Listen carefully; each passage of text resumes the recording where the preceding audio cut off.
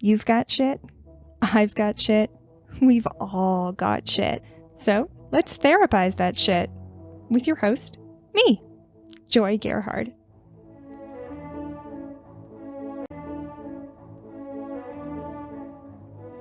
Please note, I am not a therapist. I cannot and do not diagnose anyone or prescribe anything. This is just me, someone who struggles with mental illness, emotions, and intrusive thoughts, sharing what skills I've used and how I've used them. Also, trigger warning, in this podcast, I talk about sensitive topics including mental illness, suicidal ideation, self-harm, rape, childhood sexual assault, trauma, and more. I also swear here and there, so listener discretion is advised. Some context for you. I've gotten a ton of value out of doing group therapy and watching others process their shit. In group, I can see other people's patterns and behaviors much more clearly because they aren't my patterns and behaviors, but rather they're adjacent to mine. It's such a relief. I want to share this relief with you via this podcast, wherein I practice skills while actually in the thick of shit. Each episode, I typically do an introduction and provide some context. Then I play a recording of me actively dealing with shit. This isn't me talking about psychology or theories. I'm actually in distress. I'm actually in distress, having strong emotions and strong urges. You're going to hear me crying, angry, numb. But my intention is always to move through an emotion, never to stay there. So stick with me, and we'll act one for you guys today. Well, fun is a relative term on this podcast. The recording I'm going to be featuring and playing for you in a second is fun because I get to talk about some unexpected behavior from two of my former partners, which makes this episode feel a bit like I'm messaging my best. Guess what just happened? So go grab a plate. I'm going to be dishing up some gossip. Brief orientation before I play the recording for you. Most of the skills that I'm going to be referencing today are from the DBT manual by Marsha Linehan. And DBT stands for Dialectic Behavioral Therapy, which is my therapy type of choice. It's the one that feels the best for my brain. Dialectic Behavioral Therapy, which is my therapy type of choice. It's the one that feels the best for my brain. The DBT manual is linked in the description, both in PDF form and where you can buy a hard copy. And whenever I'm quoting from the DBT manual, what is that? Am I from Minnesota? When I'm quoting from the DBT manual or really anyone else's work other than my own, I turn on a bit of a reverb sound effect so that I sound like I'm in an Indonesian mausoleum, or more accurately, an Indonesian mausoleum bathroom. I'm going to be referencing handouts from several of the DBT modules, and every time I do interpersonal effectiveness, handout 5, or this is from distress tolerance, handout 2, so that you can follow along if you're so inclined. Oh, and since I forgot to do this on the last episode until the very end, I'm doing it here before I forget. A huge thank you to my Patreon supporters. I've got such a lovely little group of folks who are so supportive.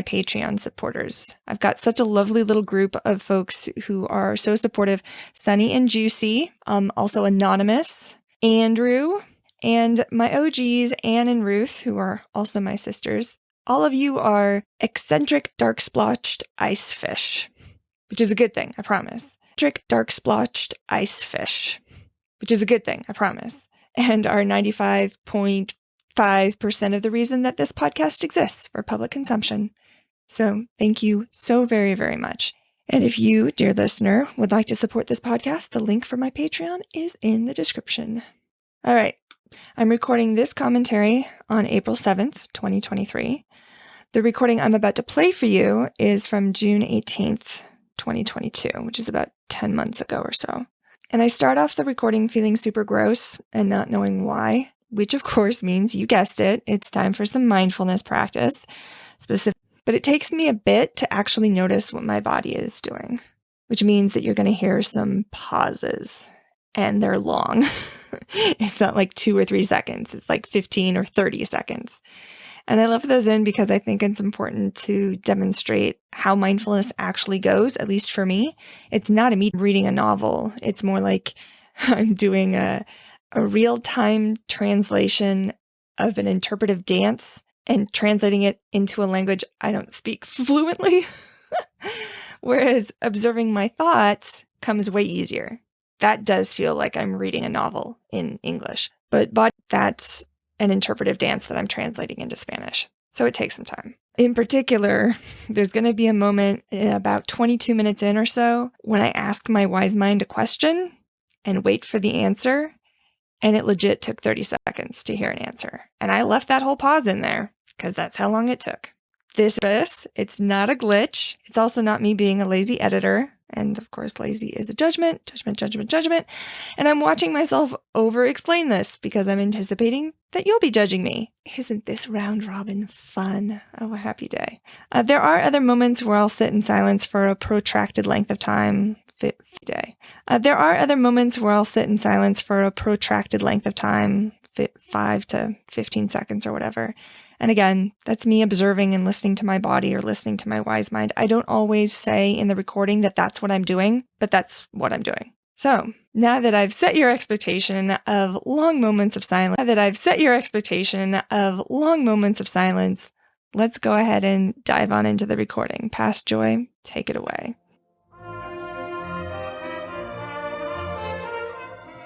Okay, so some trigger warning here if you have issues with to talk about feeling sick to my stomach for a bit. So if you're new to the podcast, I talked a lot about the breakup that I had almost a year ago now. My partner of 2 years broke up with me. I was living with him and also working for him. So the first dozen episodes of the podcast, I'm going in and out of processing that and talking about sadness and grief and a whole host of other things. He and I went no contact in November. I told him I didn't want to talk to him anymore. And that was, I think, 3 months after our breakup. I saw him once right before he moved away so he could drop off some of my things that I'd left over there. And I had an episode actually about that. That was episode 17 about anger. And then we didn't talk for, I think, a couple months after that. And all of this doesn't work for me. And then we started talking again, kind of slowly easing our way back into just being friendly with each other. And that's been going fine. And then yesterday he sent me a message asking if I would consider coming back to work for him remotely because he no longer lives nearby. So that happened, and then a former partner of mine from, almost 15 years ago, who I dated for a year and a half in my early 20s, he's married now. He's been flirting with me, I think, via text message, and I have been not handling this well. I woke up this morning to several messages from him, and I've been feeling like I'm going to throw up for the last couple hours. I don't know what's going on in my body, and so I thought I would try to use some skills to, accept what I'm feeling. I don't know yet. I actually don't know what skill I would demonstrate myself trying to figure out what skill to use or describe or something. So let's start with a mindfulness skill. Let's start by defining mindfulness. I'm going to be reading from Mindfulness Handout 1A. What is mindfulness? Without judging or rejecting the moment, and without attachment to the moment. What are mindfulness skills? Mindfulness skills are the specific behaviors to practice that, when put together, make up mindfulness. So, mindfulness skills, there's kind of two groups of them. There are what skills, which are what we do when we're practicing mindfulness. And then there's the how skills, which are how we do those things, how we do the what when we're practicing mindfulness. So Mindfulness Handout 4 has the what skills, and they are observe, describe, and participate. And then Mindfulness Handout 5 are the how skills, non-judgmentally, one mindfully, and effectively. So putting those two together, we observe non-judgmentally, we observe one mindfully, we describe one mindfully, we describe effectively. And we participate non-judgmentally. We participate one mindfully. We participate effectively. So I'm going to do some observing and describing. Describing because it's hard to do just the observe without the describe on a podcast. So, mindfulness handout for taking hold of your mind. What skills? So, skill 1 is observe. Notice your body sensations coming through your eyes, ears, nose, skin, and tongue. Pay attention on purpose. Eyes, ears, nose, skin, and tongue. Pay attention on purpose to the present moment. So what's happening right this second here where I am? Control your attention, but not what you see. Push away nothing, cling to nothing. So don't change the present moment, accept the present moment, and pay your mind and let them slip right by like clouds in the sky. Notice each feeling rising and falling like waves in the ocean. Observe both inside and outside yourself. So outside are our 5 senses: touch, taste, hearing, sight, and smell. And then there's an acronym that I like to use, STUF, stuff, with only one F, which stands for sensations, thoughts, urges, and feelings, like emotions. Sensations, thoughts, urges, and feelings. Those are ways to practice observing. And then practicing describing are ways to practice observing. And then practicing describing helps me take a step back away from what I'm experiencing. So it's being intentional about the words I use. I have thoughts rather than I am my thoughts. So the difference between it's hopeless versus I'm having the thought that's hopeless. So ways to practice describing. Put words on the experience. When a thought or feeling arises or you do something, acknowledge it. For example, say, sadness has just enveloped me, or stomach muscles are tightening, or a thought, I can't do this, has come into my mind. Label a feeling as just a feeling, an action as just an action, and then I added an urge as just an urge. Unglue your interpretations and opinions from the facts. Describe the who, what, when, where that you observe. Just the facts. So this is a chance to describe just facts. So this is a chance to describe just what is so. And finally, remember, if you can't observe it through your senses, you can't describe it. Okay, so we're going to practice this for a bit here. And incidentally, some additional kind of context. Mindfulness skills are skills to observe what is so in the present moment. Observe what is so in the present moment. We cannot be mindful to the past, and we cannot be mindful to the future. We can only observe the present moment. So, I am observing that I have a ton of tightness in my chest and stomach. I am about to throw up.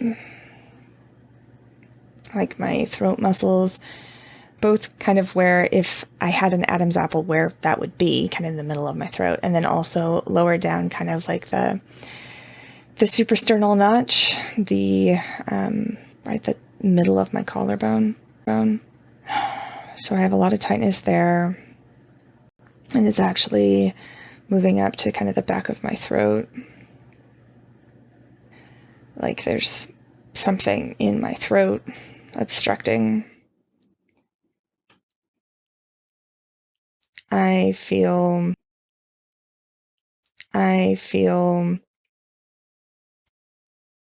something in my gut, like in my stomach.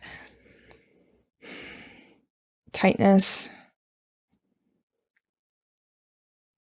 I feel like I need to burp or move something through my system. Like my stomach is super, super upset right now. Like there's so much tightness. It feels mostly in my throat. And I'm describing it as feeling sick to my stomach because the times when I've felt like I need to vomit, it's preceded immediately by that tightness in my throat. But really, like, my stomach doesn't actually feel upset. It's just my throat, kind of I'm having the thought that what's going on with my two former partners is unsafe. I'm having the thought that it's dangerous. I'm having the thought that I don't know what the fuck is going on. I'm having the thought that it's my fault that this is happening. I'm having the thought that I have no control or no say over what's going on. I'm having the thought that I don't have a voice.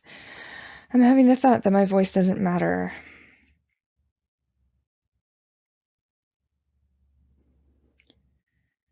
I'm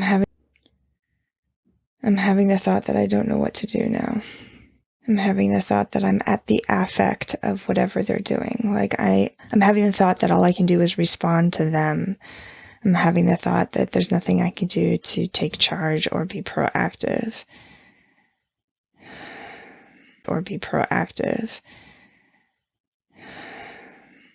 having the thought that my therapist would be very unhappy with me. I'm having the thought that my close inner circle would also be very unhappy with me. Because I've been doing a lot of really intentional work in exposure to identify my values and look at actually how I want my life to be.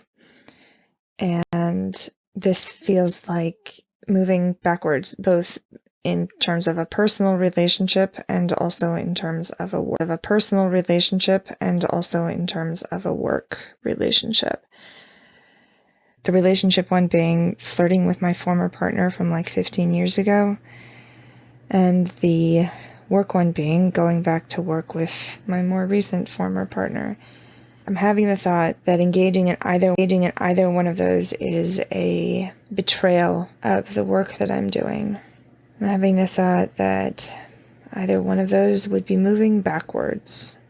I'm having the thought that either one of those would be occupying my time and energy in things that don't actually serve me, of finding what would actually serve me. I'm having the thought that they're both a distraction.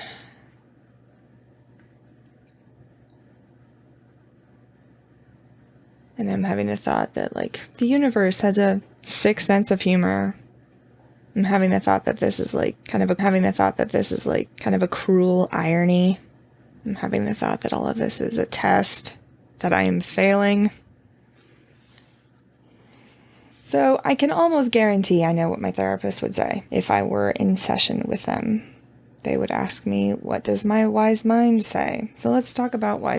They would ask me, what does my wise mind say? So let's talk about wise mind. Wise mind is a tool for seeing what's real and true. And the way to get to wise mind is through mindfulness skills. And I mentioned those earlier. Those are mindfulness handout 4 and 5. How, on mindfulness handout 5, the hows are non-judgmentally, one mindfully, and effectively. So in practicing, observing, describing, and participating in a way that is non-judgmental, one mindful, and effective, this is how I can get to wise mind. And wise mind is, so let's talk about wise mind. Wise mind is mindfulness handout 3, if you want to follow along. So in the DBT manual, it's described as a Venn diagram, where one circle is reasonable mind, the other circle is emotion mind. I don't like this representation. First off, reasonable mind, I don't like that as a description of that. I prefer computing or thinking mind, because I can have thoughts that are not reasonable. I can have thoughts that are not logical. It's what my brain does. I prefer to think of it as thinking mind and emotion mind. And there is a graphic on the website and also one on social media where I have kind of my preferred version of this diagram, both a very simple one that just has thinking mind and emotion mind and where wise mind is, and then of those states that I'm going to get into now. So in the DBT manual, again, Marsha Linehan, the author, calls it reasonable mind. I'm just going to replace that with thinking mind, even though that's not what's written down on the page. So thinking mind is cool, rational, task-focused. When in thinking mind, you are cool, rational, task-focused. When in thinking mind, you are ruled by facts, reason, logic, and pragmatics. Values and feelings are not important. And this is in comparison to emotion mind. Emotion mind is hot, mood dependent, emotion focused. When in emotion mind, you are ruled by your moods, feelings, and urges to do or say things.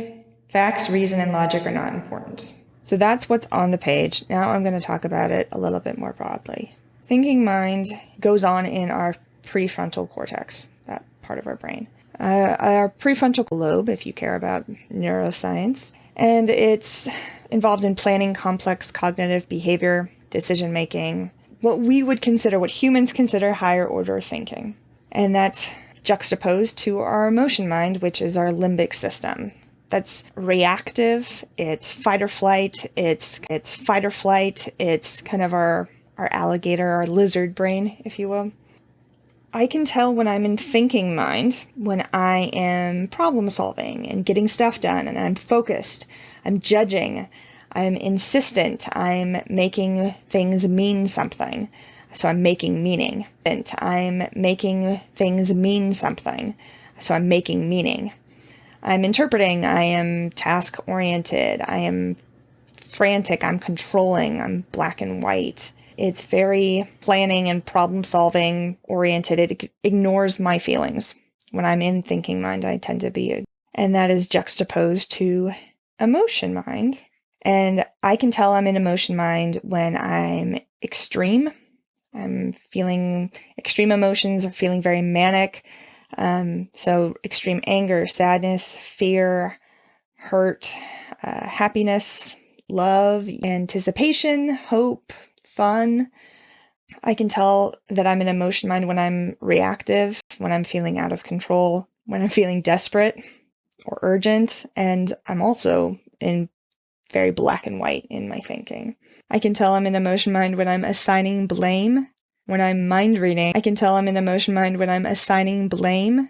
When I'm mind reading, like making assumptions about what other people are thinking. When I'm overgeneralizing, when I'm catastrophizing. So there are similarities between thinking mind and emotion mind. They both tend to be very black or white and kind of frantic. Now, wise mind in the DBT manual is described as the overlap of those two things. And I disagree with this because that depiction means that there is some of thinking mind that we need to reject or ignore when we're in, that we need to reject or ignore in order to be in wise mind. And my first DBT instructor suggested an alternative, that wise mind is a circle that goes around both the thinking mind and emotion mind. It is taking in all the information that our bodies are sharing with us. And so wise mind is the wisdom within each person. It's seeing the value of both reason and emotion. It's bringing left brain and right brain together and is the middle path. And beyond that, that's what's in the DBT manual. I'm going to add some things. So as I said before, wise mind is, I think, using all of my thinking and all of my emotions, honoring both my thoughts and my emotions. Wise mind is validating, posing things to be true at the same time. It's very both and. It considers both the long and short term. And I can tell when I'm in wise mind, when I can see my machinery running, when I have perspective, when I'm able to be effective. I'm considering both the short and long term. I am able to be balanced and flexible. I can be calm. I am practicing acceptance. I'm able to hold dialectics. I'm able to hold two seemingly opposing things to be true at the same time. And rather than being black or white, I'm able to see things in a grayscale. I like to think of it as both thinking and emotion mind, because there's nothing wrong with thinking and there's nothing wrong with feeling. The Venn diagram or wise mind is depicted as the overlap of those two things, seems to imply that there's a lot of thinking that isn't wise and there's wise. And I don't know. That doesn't feel great to me. As my first DBT instructor said, it's both thinking and emotions are really, really useful. It's very useful for humans to think because we're not that tough, fast, or strong, especially compared to other animals. So it's really solving and to use tools.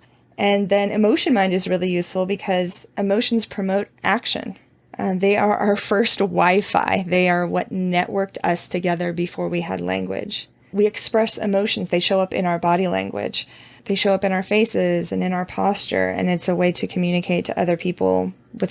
They show up in our faces and in our posture, and it's a way to communicate to other people without language. So both thinking and emotions are really, really super useful. It's all our body trying to tell us something. It's all signals to ourselves saying, hey, this doesn't feel good. Avoid that. That's bad. Like, it's to protect our relationships. It's trying to protect us from like bodily injury. It's trying to protect us from rejection or embarrassment or a whole host of other things. So like all of those signals can be really, really useful, which is why I don't like the idea of wise mind just being the overlap of thinking and emotions, because it implies that some... Let's talk about wise mind then, in terms of my current situation. Because clearly, like, me feeling sick to my stomach, I think that's very much emotion mind. Like having the thought that I'm in danger, having the thought that I don't have any control, having the thought that I'm kind of at the affect of other people's behavior and I don't get to choose what I want for myself. I think that's emotion mind talking. And yes, having the thought that I have no control and that I'm only getting to respond to other people's behavior and I don't get to choose things for myself. I'm only getting to respond to other people's behavior and I don't get to choose things for myself. That's very catastrophizing. So knowing that I'm in emotion mind, what do I do with that information now? That's a great question.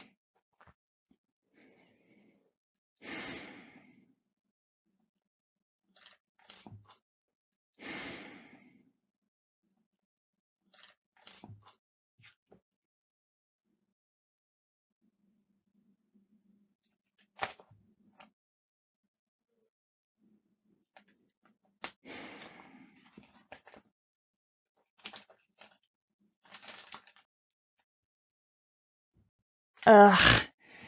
Okay, fine. God, I hate it when this happens. Like, if I sit here and just kind of sit with that question for a while, eventually my brain will be like, you know what the answer is? But it's always really, really quiet. And it takes a while. It's like the shy kid in the back of the class else raises their hand. What do I do with my emotions? Like, now that I know that I'm in emotion mind, how do I get to wise mind? Validation and acceptance. Motherfucker. So one of the things that I learned from my first DBT instructor was that there's no such thing as an overreaction. Everything is caused and is proportional to the cause. If there's a reaction, the reaction is caused by something and is proportional to the cause. And typically I think something is an overreaction because I can't see the cause. And typically I think something is an overreaction because I can't see the cause, or the part of the cause that I can see doesn't explain the magnitude of the reaction. But usually what that means is there's more of the cause that I can't see. It's like an iceberg. There's more under the surface that I'm not aware of. So a judgmental way to view my reactions is to go in with the assumption that, hey, my reaction makes sense. Even if I don't see how it makes sense, even if I don't like what the reaction is, even if I can't see what the cause is, or even if I can see what some of the cause is, but it doesn't enough to cause such a large reaction, then it's more effective to actually assume there's more cause that I can't see. It's under the surface and I'm not aware of it. So rather than judging my reaction, which I think is what I had been doing, and being like, I shouldn't be feeling sick to my stomach, and I shouldn't be having such a strong reaction, and being like, I shouldn't be feeling sick to my stomach, and I shouldn't be having such a strong reaction to two former partners wanting to engage with me in a way that is different from what it was a week ago. This reaction I'm having makes sense. And I don't like it. I don't like feeling this way. I'm having the thought that I should not be feeling this way. I'm having the thought that I should be calm or unaffected or not have such a strong emotional response or a strong physiological response. I'm aware that I'm not accepting that this is how my body's reacting. Because I don't like it. It feels uncomfortable. I want to go to the gym. I'm not going to say I want to do my exposure. If you're new to the podcast, I am doing prolonged exposure as part of my ongoing therapy. And it's something that I need to do every single day for about an hour. I need to do that still today. And I'm aware that I really don't do it well if I'm super distracted. And I'm super distracted right now. And I'm super distracted right now by whatever the fuck this is. Definitely having the thought that I am like fucking plankton. Plankton in the water column is basically anything that cannot swim against the current. It is at the affect of the current. So there's both phytoplankton in the current, and then there's zooplankton, so animals that cannot outswim the current. So think jellyfish, really anything in Cnidaria, ctenophores, that sort of thing. And that's what I feel like. Here these two people come with their super strong currents, and I guess now I'm going this way. And clearly I'm having the thought that I don't have a say in how things go. Fuck.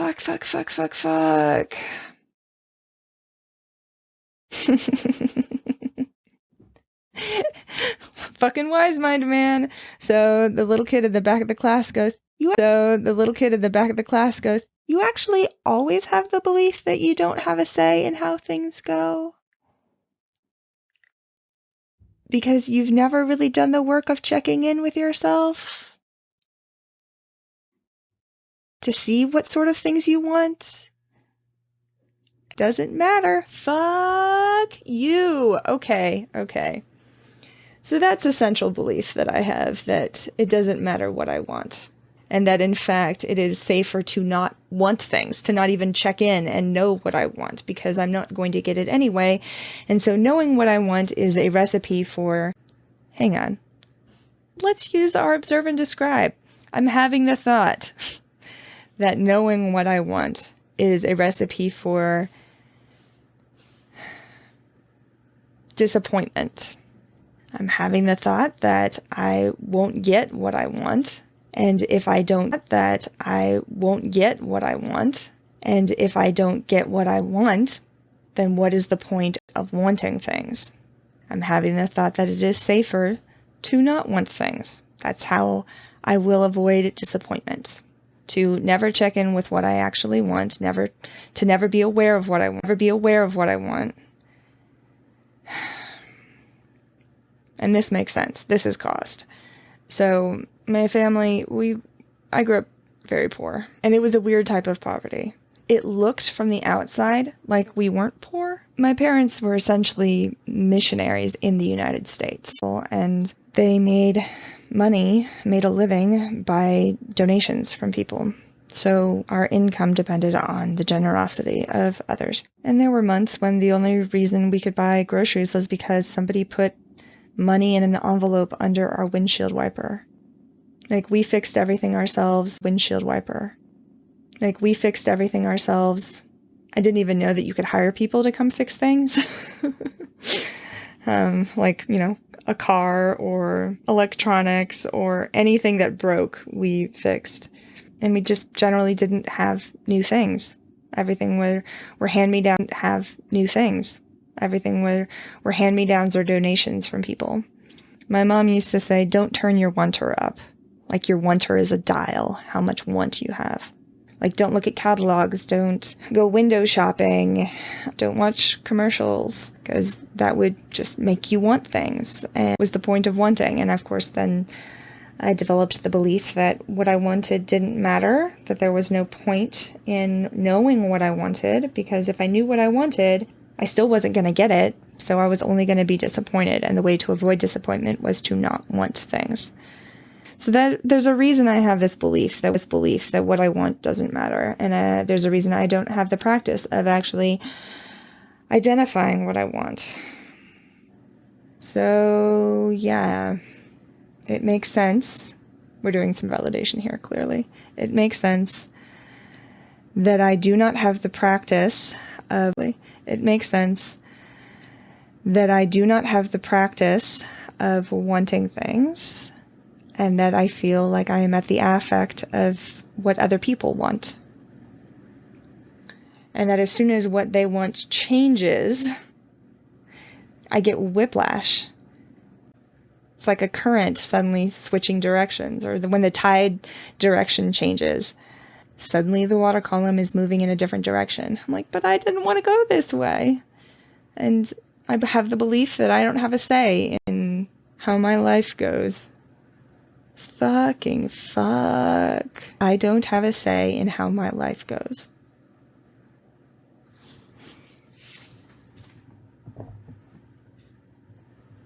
Okay, well, that's a thought.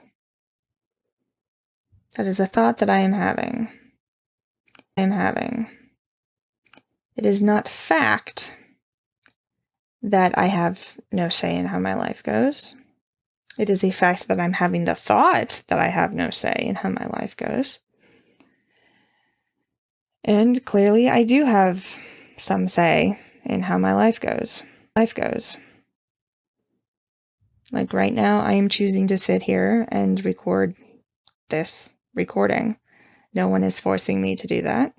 After this, I'm going to go to the gym and throw heavy things around to burn off some of this energy, and nobody's forcing me to do that. Later today, I will choose to eat. It's going to force me to eat one or the other of them. There's, of course, all manner of ways that I have a say in how my life goes.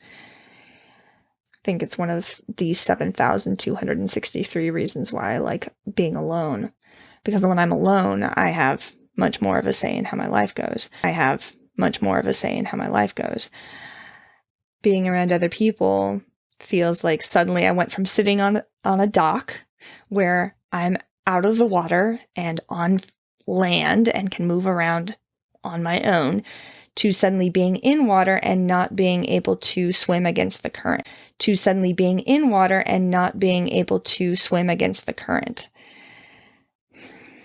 Like I notice myself defaulting to whatever everyone else wants. And that having opinions and having preferences is unsafe. I'm having the thought unsafe. I'm also having the thought that I don't know how to identify my opinions and preferences. Like, I didn't wake up yesterday thinking that at some point I was going to have to decide whether or not to start working with my former partner again for his company. I was not prepared to make that choice. And of course, I can and then not have to worry about it anymore. And I actually want to take a look at it and see whether or not it works for me. Yeah, I don't know if it does. I'm having the thought that I'm overwhelmed. I've been noticing this actually quite a bit since I've been doing prolonged exposure. Because exposure is an hour-and-a-half session once a week, and then I listen to a portion of that every day between my sessions, on top of also doing an activity, like taking an action that is an action for something that I've been avoiding. And, I'm being fairly vague about it right now. But that's the general kind of formula for what prolonged exposure through kind of my greatest hits of memories with my therapist, so that we know what we're discussing in session and what I'm listening to in between sessions. And then, of course, we talk about what I'm avoiding, what activities or things I'm avoiding in my life. And we create a list so that I can start kind of dipping my toe in actually being to believe that, hey, these memories won't kill me, and doing these things that I've been avoiding also won't kill me. So I have felt, since I started doing this a little over 3 months ago, like I'm barely keeping my head above water. Being asked to do other things or take on new responsibilities,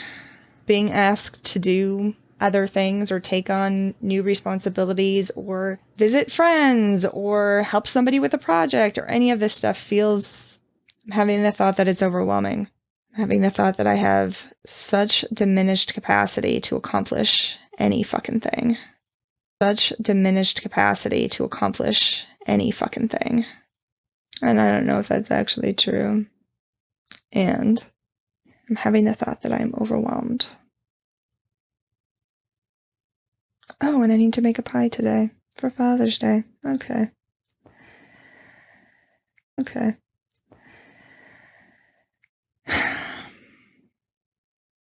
Strangely enough, though, I no longer feel sick to my stomach.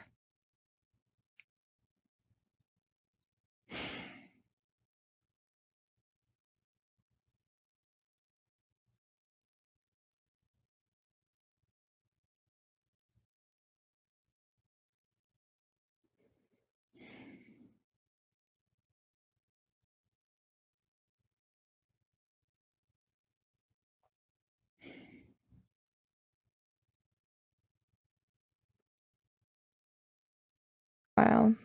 Because emotion mind definitely says, you need to make a decision right this second, Joy. Thinking mind says, let's mull this over forever.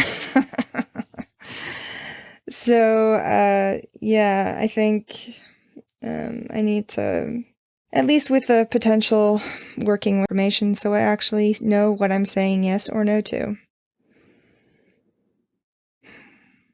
And I still have no fucking clue what to do with other former partner from 15 years ago who is now flirting with me. You do know what to do, Joy. Like, I know what to do. I know the thing to do is to get super, super clear with how you're doing this. Like, is she okay with this? If you guys are going to have an open relationship, I need to know that she's on board. And this in-between thing doesn't work for me. Because it doesn't. I'm confused. I don't know what the fuck is happening. But I also have all of these very strong beliefs that, like, flirting's only fun if it's to be all this subtext. And I don't pick up on the subtext. I don't know what the fuck is happening. It may be I was going to say recently diagnosed autism. Because as he, who I dated 15 years ago, when we dated, pointed out that I did not pick up on. Everybody else knew that he was into me, except for me. I was the literal last person to know. So clearly I don't pick up on things. And I am all for polyamory. I myself am also poly. The key is communication, informed and engaged consent, and really clear expectations and really clear expectations and boundaries, which would be the key for any relationship. At any rate, my whole point is, like, I know what I need from him, and I don't want to ask for it. Because I have the thought that if I explicitly ask him to be explicit, to use innuendo and not to use subtext, then I'm ruining his fun? That's a thought I'm having? What the fuck? And I'm judging that thought.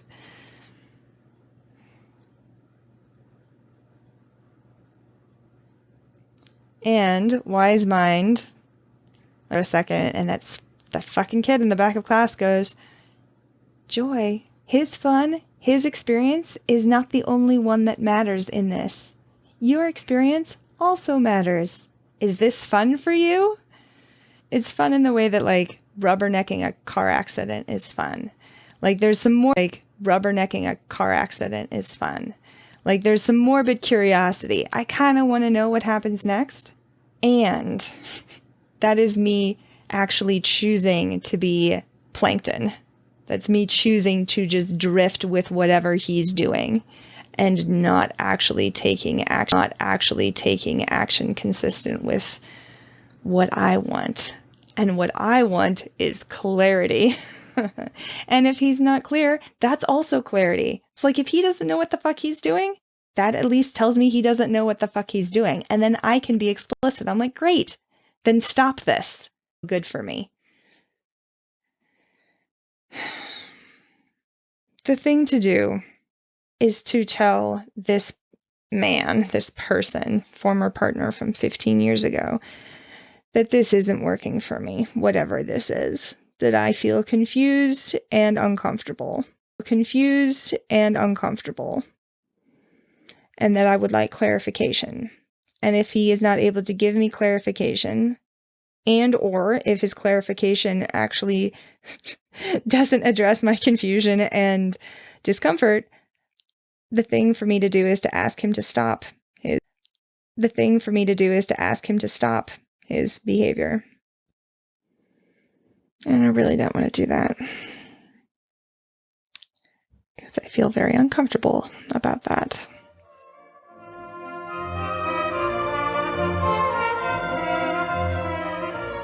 Protracted pauses.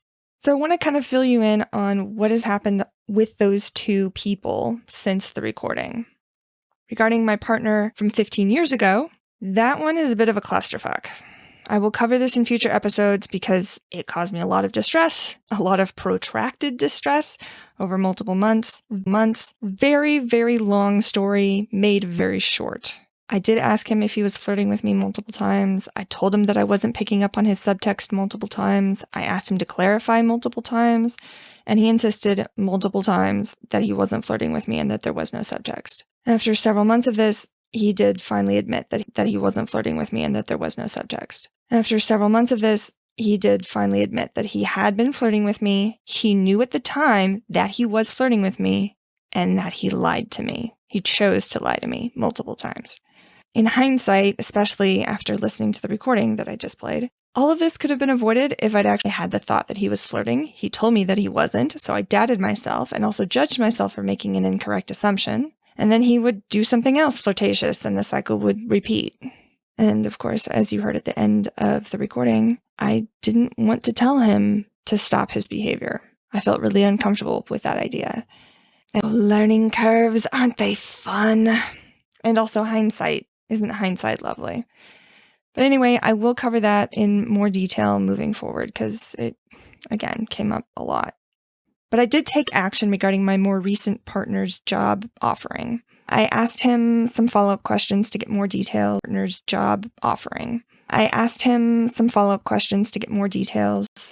And a couple days after the recording that I just played for you, we had a 2-hour-long conversation where he described basically what his needs were and how he thought that I could help. I told him I needed some time to think about it, but it didn't take me long to figure out that I didn't want the job. I got stopped from telling him that immediately because I felt guilty saying no. Which begs the question, is that guilt justified? So let's take a look at when guilt is justified. This is from Emotion Regulation Handout 11, specifically the page on situation whenever your behavior violates your own values or moral code. It's the only time that guilt fits the facts. And I know that turning down a job does not violate my values or moral code. I think I felt guilty though, because I do have the value of helping people when they ask for help. But the trouble with that is I overextend myself. I say yes, even when helping doesn't actually work for me. And that's an old rut. The thought rut that if someone asks for help, you must say yes. So I've been trying to work on a new rut, a new thought pattern. Say yes.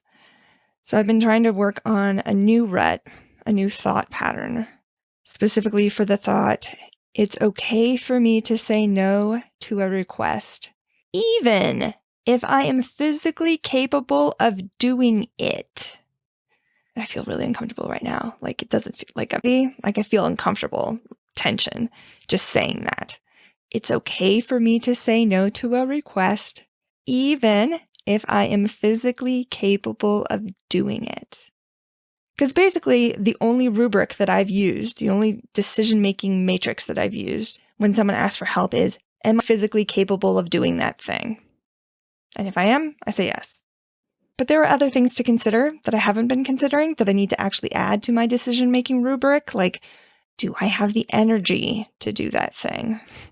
Is it something I'm skilled at? Is it something I want to learn? Is it something I want to learn?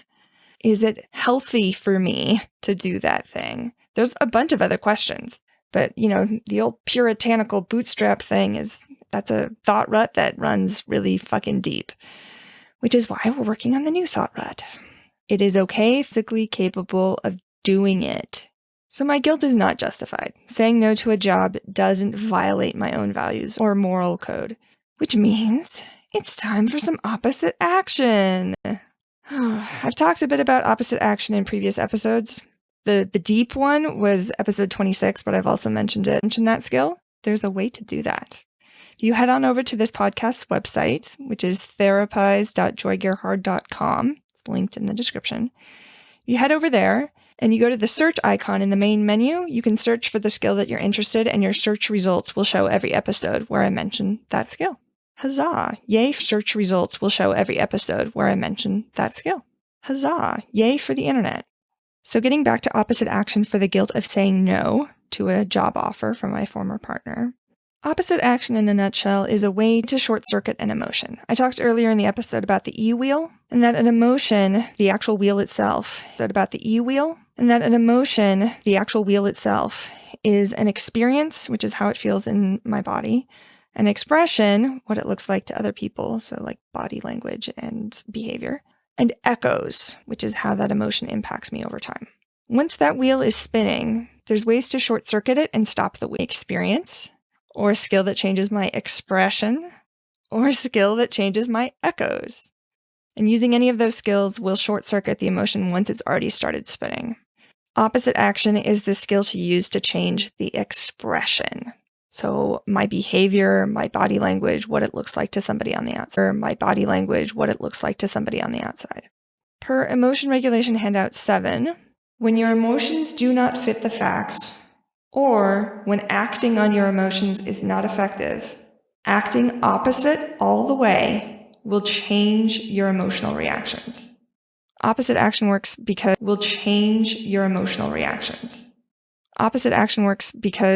per Emotion Regulation Handout 10, every emotion has an action urge. We can change the emotion by acting opposite to its action urge. Ultimately, doing opposite action stops the emotion wheel from continuing to spin. Guilt had me immediately wanting to just agree to take the job. So I decided to put a pause on it and ask for some time and then get back to him. But even then, guilt had me wanting to say no, but apologize a ton and justify my choice and over-explain myself. So, time for opposite action. What is the opposite action for guilt? And this is from Emotion Regulation Handout 11 again, specifically the page on guilt. Opposite actions for guilt. Do the opposite of your action urges. For example, number 1, make public your personal characteristics or your behavior.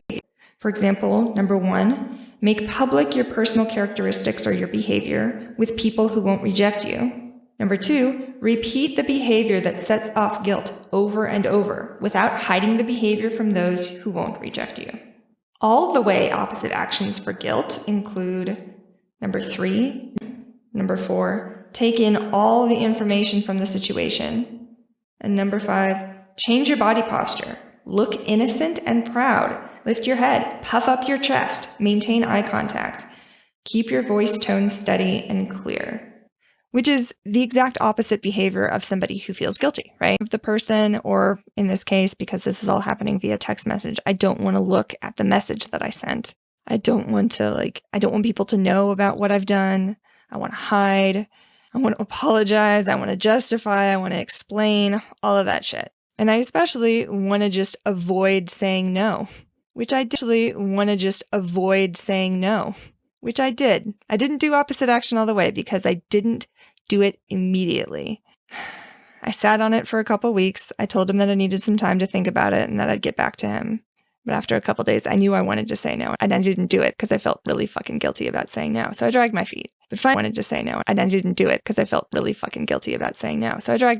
But finally, after a couple weeks, I did message him, and it took me like 3 or 4 iterations to come up with this, and this is what I sent him. Hey, I've been meaning to get back to you about the job.